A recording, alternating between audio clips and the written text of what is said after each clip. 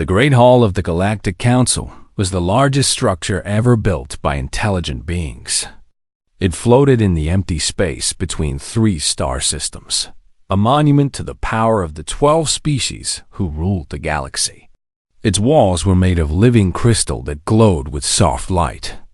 Its floors were polished stone from 100 different worlds. And at its center, arranged in a circle of towering seats, sat the representatives of the most powerful civilizations in known space. Ambassador Elena Vasquez stood alone in the middle of that circle. She was a small woman with gray hair and tired eyes. She wore the simple blue uniform of Earth's diplomatic corps. In her hands, she held a tablet computer that contained 3 years of negotiations, 3 years of hope, and 3 years of growing despair. This was her 7th time standing in this exact spot. 7 times she had come before the council to ask for the same thing. 7 times she had been told to wait, to be patient, to prove that humanity was worthy. The Valeth spoke first. They always spoke first. The Valeth were beings made of living crystal and light. They had ruled the galaxy for longer than human civilization had existed. Their representative shifted and glowed as it addressed her. Ambassador Vasquez, the Council has reviewed humanity's petition for full membership. We have studied your species for 3 of your years. We have examined your history, your culture, your technology, and your behavior. Elena waited. She had learned to wait. The Council did not like to be interrupted. We have reached a decision, the Valeth continued. Humanity will be granted provisional ward status, effective immediately. The words hit Elena like a physical blow. Ward status. Not membership. Not alliance. Ward status.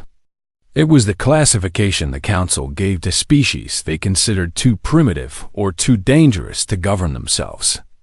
It was the classification they gave to children. She forced herself to speak calmly. May I ask what this status means in practical terms? Another council member answered. This was Wrath of the Dominion, a massive creature covered in thick armor plates. His species had been warriors once, long ago, before the council had tamed them. It means protection, Wrath rumbled. The council will defend Earth from external threats. You will have access to trade routes and basic technology sharing.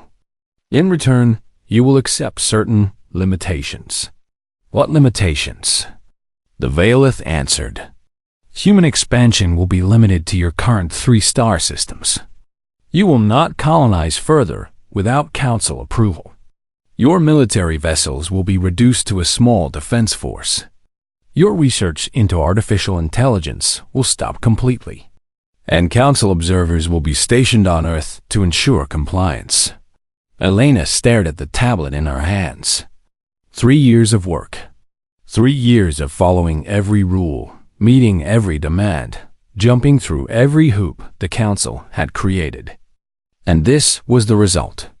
Humanity would become a pet species, kept safe and small and controlled. She thought about the people back on Earth. 8 billion. Humans who had watched these negotiations with growing anger. They had seen their government bow and scrape before alien powers. They had accepted trade restrictions that damaged their economy. They had opened their borders to council inspectors who treated them like suspects. And they had done all of this because their leaders had promised that cooperation would lead to acceptance. What would she tell them now? That their sacrifice had earned them the status of galactic children. That their future was to be managed by species who saw them as clever animals at best. Elena looked up at the 12 towering seats around her. She looked at the Valeth, glowing with ancient power. She looked at Vreth, who had once been a conqueror and was now a servant. She looked at the others, species whose names humanity had only learned a few years ago. Species who had already decided that humans would never be their equals. Something changed in her. It was not anger, exactly. It was something colder than anger. It was the feeling of a door closing forever. No, she said. The word echoed in the great hall. For a long moment, no one responded. The council members looked at each other in confusion. This was not how meetings were supposed to go. "I'm sorry," the Valeth said. "Did you say something, Ambassador?" "I said no." Elena's voice was steady now. "Humanity rejects your offer. We will not accept ward status. We will not dismantle our military. We will not stop our research. And we will not allow your observers on our worlds." Vreth leaned forward, his massive body casting a shadow over her. "You do not have a choice, human. This is not a negotiation. This is a decision. The council has ruled. Then the council can rule without us." Elena closed her tablet and tucked it under her arm. "This meeting is over. Humanity is leaving." She turned and began walking toward the exit. Her footsteps echoed in the sudden silence. "Ambassador Vasquez." The Veleth's voice carried a warning now. "You cannot simply leave. No species has rejected a council ruling in 4,000 years. There will be consequences." Elena stopped at the doorway. She turned back to face the 12 most powerful beings in the galaxy. "I know," she said. "But here is something you should understand about humans. We have spent our entire history fighting against people who told us we had no choice. Kings, emperors, dictators, anyone who tried to put chains on us. Sometimes we won. Sometimes we lost. But we never stopped fighting." She paused, and when she spoke again, her voice was quiet but clear. "You think you are offering us protection, but all I see are chains. And humanity would rather die free than live as your pets." She walked out of the great hall without looking back. The doors closed behind her with a sound like thunder in the council chamber. The 12 rulers of the galaxy sat in stunned silence. Finally, Vreth spoke. "Should we send ships? Force them to comply?" The Valeth flickered with what might have been amusement. "Why bother? They have 3 small systems. Their technology is primitive. Their economy depends on our trade routes. Give them a year. They will come crawling back, begging for whatever terms we choose to offer." The other council members agreed. Humanity was insignificant. This rebellion was nothing more than wounded pride. It would collapse on its own. They were wrong. They were catastrophically, historically, unforgivably wrong. But they would not discover that for another year. And by then, it would be far too late. The first month after Elena Vasquez walked out of the council chamber, the galaxy watched humanity with curiosity. The second month, they watched with confusion. By the third month, they had mostly stopped watching at all. Humanity had gone silent. Every human trade ship returned to Earth. Every human embassy closed its doors. Every communication channel went dark. The 3 small star systems that belonged to humanity became quiet zones on galactic maps. Ships that approached the borders were warned away by automated messages. No one went in. No one came out. The council was pleased by this development. They saw it as the first stage of surrender. Cut off from galactic trade, the human economy would collapse. Cut off from galactic technology, their industry would fail. Cut off from galactic protection, they would realize how small and vulnerable they truly were. Councilor Vreth suggested sending a military fleet to remind the humans of their place. The Valeth refused. "Let them suffer in their pride," the Valeth said. "Hunger and desperation will teach them what words could not. When they are ready to accept our terms, they will contact us. And then we will be generous. We will show them that the council is merciful to those who submit." The other council members agreed. This was how the galaxy had always worked. Lesser species resisted, then suffered, then surrendered. The pattern was as old as civilization itself. Humanity would follow the same path. They had no other choice. 6 months passed. Intelligence reports from the border of human space began to show strange readings.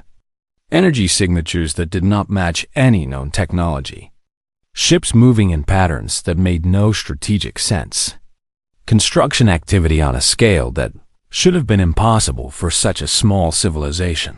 The Council dismissed these reports. Human technology was primitive. Whatever they were building could not threaten the combined might of 12 galactic powers. It was probably just offensive structures, a desperate attempt to protect themselves from the inevitable. 9 months passed. The monitoring station at the edge of human territory was a small outpost staffed by 3 observers. Their job was to watch the border and report any unusual activity. For most of the year, they had reported nothing interesting. The humans had stayed inside their territory. The borders were quiet. Then, on the 273rd day of human silence, the monitoring station detected something that made no sense. A fleet of ships was moving through human space. Not dozens of ships. Not hundreds. Thousands. They moved in perfect formation, like a single organism with countless parts. And they were heading toward the border. The chief observer, a Valith named Cerise, tried to analyze the ships. The computer could not identify them. Their design did not match any human vessel in the database. Their energy signatures were off the scale. Cerise sent an emergency message to the Council. Then she sent a second message. Then a third. No response came. The fleet reached the edge of human space and stopped. It did not cross the border. It simply waited there. Thousands of ships hanging in the darkness like stars that had learned to think. Cerise recorded one final observation before her station lost power. They are not preparing for defense. They are preparing for something else. Whatever humanity has been doing for the past year, it was not surrender. It was preparation. And I think they are finished preparing. The monitoring station went offline. It would never transmit again. 3 days later, humanity sent a message to the Galactic Council. It was the first communication from human space in almost a year. The message was short. We are ready to talk. You may send 1 delegate to Sol System. The delegate must come alone. The delegate must be unarmed. The delegate will be returned safely, regardless of what they see or what they report. You have 1 week to decide. The Council debated for 6 days. Some members wanted to refuse. Humanity had no right to make demands. Sending a delegate would suggest that the Council took them seriously. It would set a dangerous precedent. Others argued for acceptance. The strange readings from human space had grown more concerning.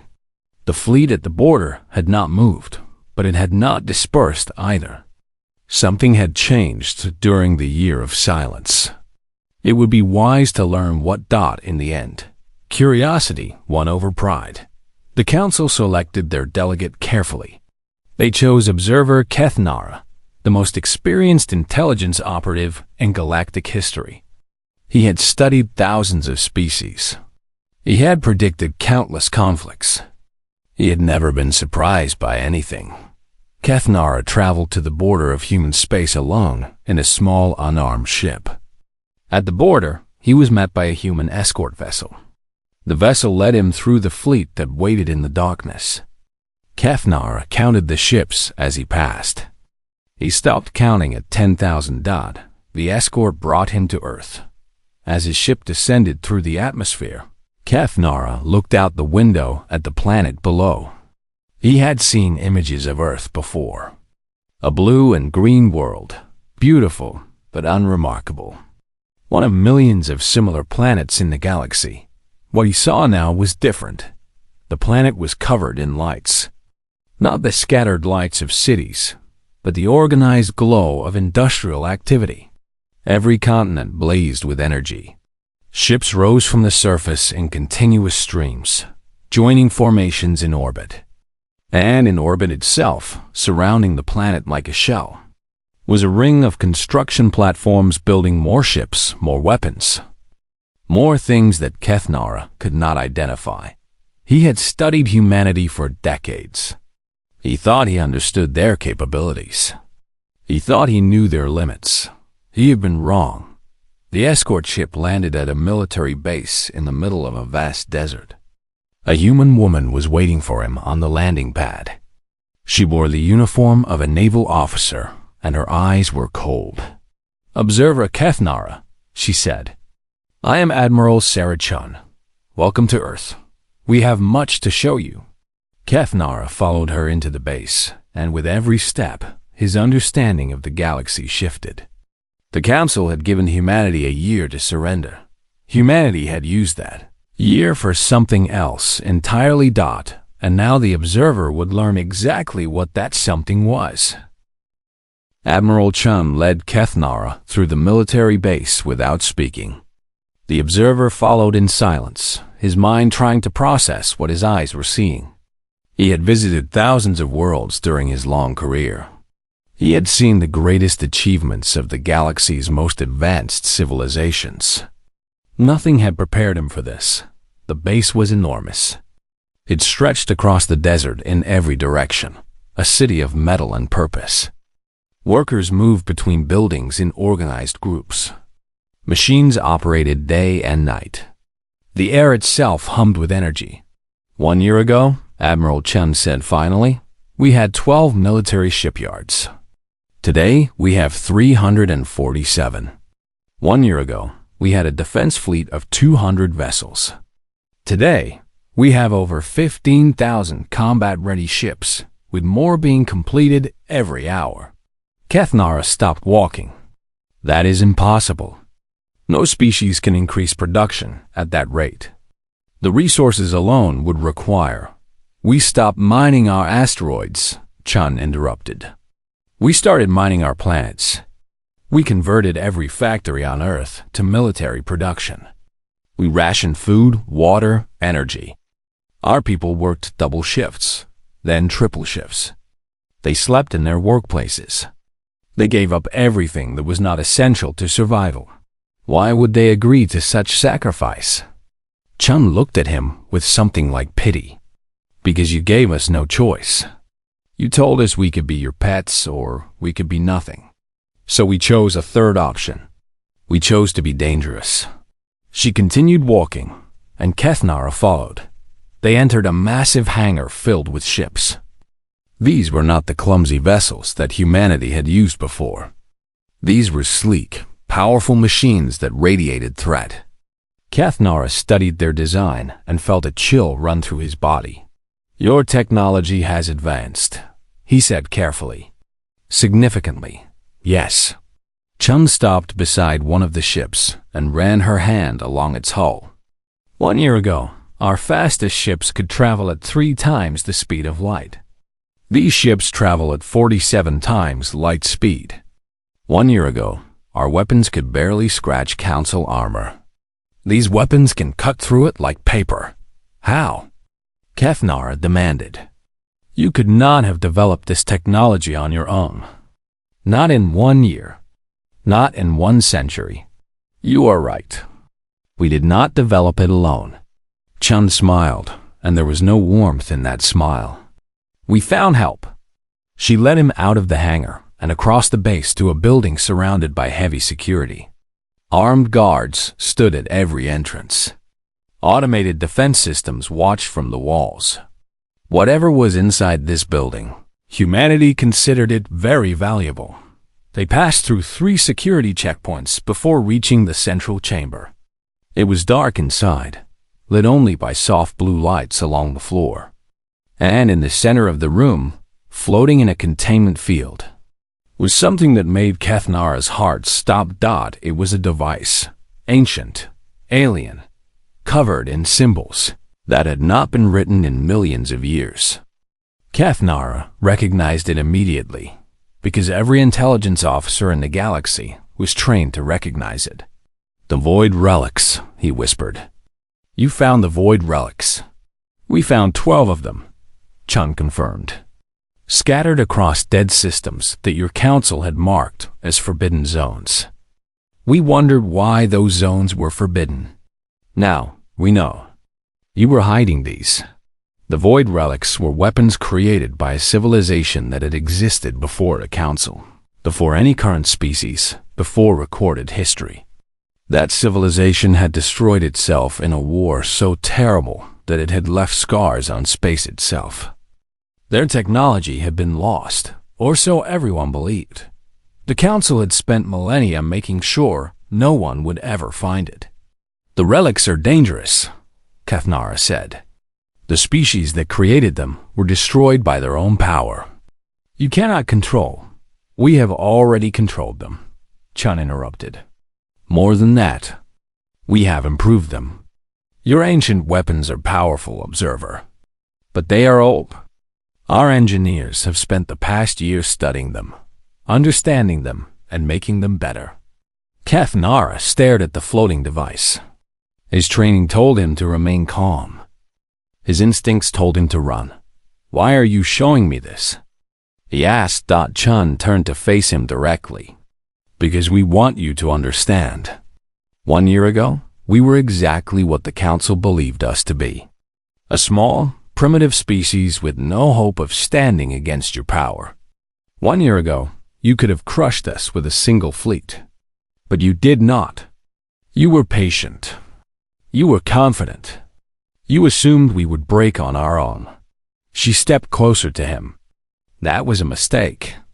The biggest mistake your Council has ever made. Because we used that year. Every minute of it. Every second. We built an army. We created weapons. We turned ourselves into something that cannot be ignored." "What do you want?" Kathnara asked. "I want you to go back to the Council and tell them what you have seen. Tell them about our fleet. Tell them about our technology. Tell them about the relics." Chun's eyes were hard as stone. "And then tell them that Ambassador Vasquez is willing to meet with them again. She has new terms to discuss. And if the Council refuses?" Chun did not answer immediately. Instead, she led him to a window that overlooked the base. In the distance, ships were rising into the sky in endless streams. The might of humanity, preparing for war. "We do not want war," Chun said quietly. "We never wanted war. We wanted friendship. We wanted partnership. We wanted a seat at the table where decisions are made. Your Council rejected all of that. They treated us like animals. They tried to put chains on us." She turned back to him. "So here is what will happen. The Council will meet with Ambassador Vasquez. They will listen to her terms, and they will agree to those terms. Because if they do not," she gestured at the ships rising into the darkness, "if they do not, then every ship you see here will be heading toward Council space. Every weapon we have created will be used. Every world that stands against us will burn." Kathnara believed her. He had studied species for his entire life. He knew when someone was bluffing. Admiral Chun was not bluffing. "I will deliver your message," he said. "Good." Chun nodded to the guards. "See the Observer to his ship. He has a long journey ahead of him." As Kathnara walked back to his vessel, he composed his report in his mind. He would tell the Council everything he had seen. He would recommend immediate negotiation. He would warn them that humanity was no longer a minor species to be managed. Humanity had become something else entirely, and the galaxy would never be the same. Observer Kathnara stood before the full Galactic Council and told them everything. He described the fleet of 15,000 ships. He explained the advances in human technology. He revealed the truth about the void relics. And when he finished, he gave his professional recommendation. "Negotiate," he said. "Immediately. On whatever terms the humans demand." The council chamber erupted in chaos. Half of the representatives refused to believe him. Humanity was a primitive species. They could not have accomplished what Kathnara described. He must have been fooled or frightened or perhaps even bribed. The other half believed him and were terrified. The void relics alone changed everything. Those weapons had destroyed civilizations before. In the hands of a species as aggressive as humanity, they could destroy civilizations again. The debate lasted for 3 days. Arguments flew back and forth. Factions formed and dissolved. Some called for immediate military action against Earth. Others demanded diplomatic solutions. A few suggested surrender. In the end, the Valith made the final decision. "We will meet with Ambassador Vasquez," the Valith representative announced. "We will hear her terms. We will negotiate in good faith. And if her demands are reasonable, we will consider accepting them. And if they are not reasonable?" Council of Vreth demanded. The Valith flickered with cold light. "Then we will remind humanity that they are not the only ones with weapons." 2 weeks later, a delegation from the Galactic Council arrived at Earth. For the first time in 4,000 years, the rulers of the galaxy had traveled to another species' territory. For the first time in 4,000 years, they were not in control. The 12 delegates were brought to a conference room in the same military base where Kethnara had been shown the void relics. The room was simple. A long table, chairs on both sides. Nothing else. No decoration. No ceremony. This was not a celebration. This was business. Ambassador Elena Vasquez was waiting for them. She looked different from the woman who had walked out of the council chamber 1 year ago. The tiredness was gone from her eyes. In its place was something harder, something forged in the fires of desperate work and impossible choices. "Please sit," she said. "We have much to discuss." The delegates took their seats. The Valith representative sat at the head of their group, as always. Old habits died hard. "Ambassador Vasquez," the Valith began, "we have reviewed Observer Kethnara's report. We are impressed by what humanity has accomplished. Clearly, we underestimated your species. We are prepared to offer new terms for—" "No," Vasquez interrupted. "You are not prepared to offer anything. You are here to receive terms." "My terms?" The Valith's light flickered with anger. "You forget yourself, Ambassador. The Council rules the galaxy. We do not receive terms from lesser species." Vasquez smiled. It was not a friendly smile. 1 year ago, that might have been true. 1 year ago, I stood alone in your chamber and begged for scraps from your table. I asked for partnership, and you offered me chains. She leaned forward. That time is over. The balance has shifted. And now you will listen to what I have to say. She pressed a button on the table, and a holographic display appeared in the air above them. It showed a map of the galaxy, with Council space highlighted in blue and human space highlighted in red. "These are my terms," Vasquez said. "They are not negotiable." She began listing demands. Full Council membership for humanity, with immediate effect. Voting rights equal to the original 12 species. Complete access to all galactic archives, including classified sections. The right to expand into any unclaimed territory without restriction. The Council delegates listened with growing horror. These terms would make humanity equal to species that had ruled the galaxy for millennia. It was unthinkable. It was insulting, but Vasquez was not finished. Additionally, she continued, Earth will receive reparations for the so-called observation period. You stationed spies on our world. You restricted our economy. You treated us like criminals on probation. That will be compensated. How much? Vreth growled. Vasquez named a figure. Several delegates actually gasped. And finally, Vasquez said, the Council's military authority will be dissolved. Defense matters will be managed by a new joint body. A body with human oversight. The Valith rose from their seat, light blazing with fury. This is absurd. You cannot expect us to surrender our military authority. You cannot expect us to pay for our own generosity. These terms are not negotiation. They are humiliation. Yes, Vasquez agreed. They are. Just as Ward's status would have been humiliation for us. Just as being watched and restricted and controlled would have been humiliation for us. She stood to face the Valeth directly. You wanted to make us your pets. You wanted to put us in a cage and call it protection. Did you think there would be no consequences? We will not agree to this, the Valeth hissed. The Council will never accept such terms. We would rather fight. Vasquez nodded slowly. I thought you might say that. She pressed another button, and the holographic display changed. Now it showed the human fleet, all 15,000 ships, and it showed their current positions. They were no longer at the border of human space. They were spread across the galaxy, holding positions near every Council homeworld, near every major population center, near every strategic location that mattered. The fleet had moved during the negotiations, silently and secretly, positioning itself for war. My ships are already in place, Vasquez said quietly. The weapons we built from the Void relics are armed and targeted. Every homeworld of every Council species is within range. She let that sink in.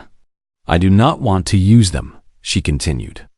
I did not build an army because I wanted to destroy. I built it because you gave me no other choice. But make no mistake, if you refuse these terms, if you choose war, then we will fight. And we will win. Not because we are stronger than you, but because we have nothing left to lose. The room was silent. The Council delegates looked at each other at the display, at the woman who had somehow turned their greatest mistake into their worst nightmare. Vasquez pushed a document across the table. Sign this, she said. Accept these terms. Let us move forward as partners instead of enemies. That is all I ever wanted. That is all any of us ever wanted. A chance to be equals. The Valeth looked at the document. They looked at the fleet surrounding their homeworld. They looked at Ambassador Vasquez, who had walked out of their chamber in disgrace and returned as a conqueror. Slowly, the Valeth reached for the document and signed. One by one, the other delegates followed. 12 signatures from 12 species. The rulers of the galaxy, bending to the will of a species they had dismissed as insignificant. When the last signature was complete, Vasquez nodded. Thank you, she said. You have made the right choice. I promise you will not regret it. The delegates were escorted out. The treaty was recorded. The galaxy had changed forever, and humanity was finally free. The news spread across the galaxy like fire through dry grass. The Galactic Council had surrendered. Not to an invasion, not to a war, to a single species that had spent 1 year preparing for a fight that never came. Billions of beings watched the footage of the Council delegates signing humanity's terms. They saw the most powerful civilizations in known spacebo, before a species that had been classified as primitives just 12 months earlier. They saw the old order crumble in a single afternoon. Many expected what would come next. History was full of examples. When the strong defeated the weak, they became tyrants. When the oppressed gained power, they became oppressors. The cycle was as old as civilization itself. Everyone waited for humanity to become the new masters of the galaxy. They waited for the revenge, for the punishment, for the chains that humanity would surely place on those who had tried to chain them. They waited in vain. In the months following the treaty, humanity did something that no one had predicted. They honored every word of the agreement, not just the parts that benefited them. All of it, every clause, every promise. The war reparations that the Council paid were not used to enrich Earth. Instead, Ambassador Vasquez directed the funds towards struggling colony worlds throughout the galaxy.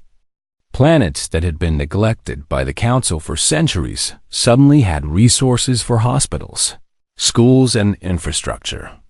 Species that had never been important enough to matter suddenly found that someone cared about their survival. The technology that humanity had developed during their year of preparation was not kept secret. Human scientists shared their breakthroughs freely, teaching anyone who wanted to learn. The barriers that had kept lesser species in poverty for generations began to fall. Worlds that had been stuck in darkness finally saw the light.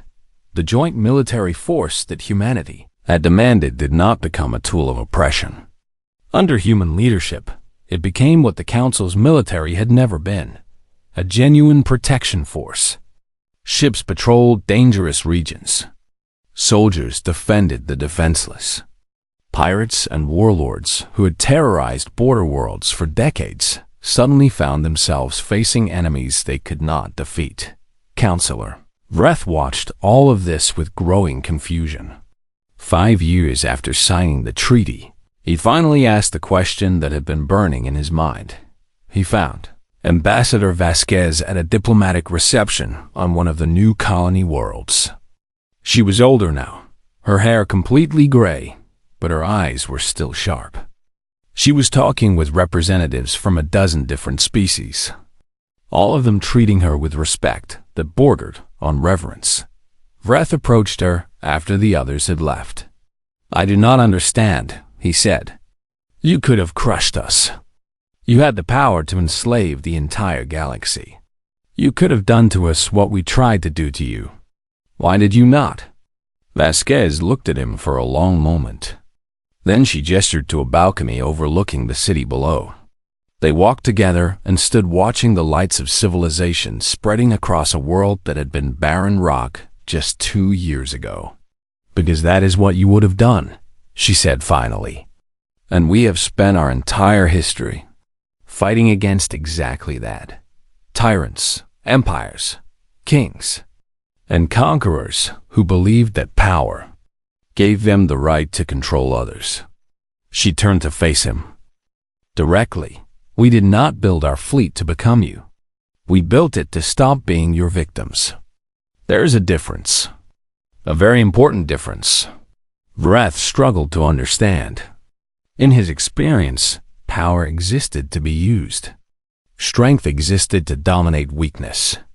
That was the natural order. "But you demanded so much," he said. "The reparations, the military authority, the access to our archives. If you did not want to control us, why ask for all of that?" Vasquez smiled. It was a sad smile, heavy with memories. "Because we needed the power to protect ourselves. And because we needed the resources to do what the Council never bothered to do, help those who could not help themselves." She looked back at the city. "Every credit we took from you has been spent on people who needed it. Every weapon we built has been used to defend those who could not defend themselves. Every secret we learned has been shared with anyone willing to listen." "You could have kept it all," Vreth said. "You could have become the richest, most powerful species in the galaxy." "We could have," Vasquez agreed. "But wealth without purpose is emptiness. Power without justice is tyranny. We learned that lesson a long time ago, through centuries of making exactly those mistakes ourselves." She paused, choosing her next words carefully. "I will tell you a secret, Counselor.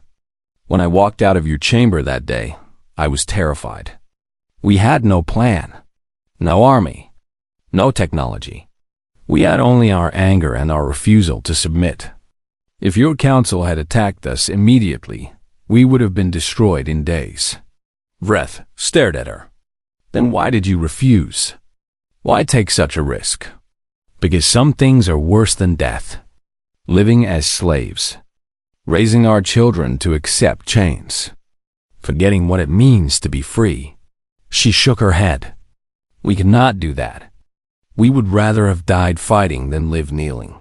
She reached out and touched his armored shoulder, a gesture of strange intimacy between two species that had nearly gone to war. "Your council made a mistake," she said. "You saw our anger and assumed that was all we were.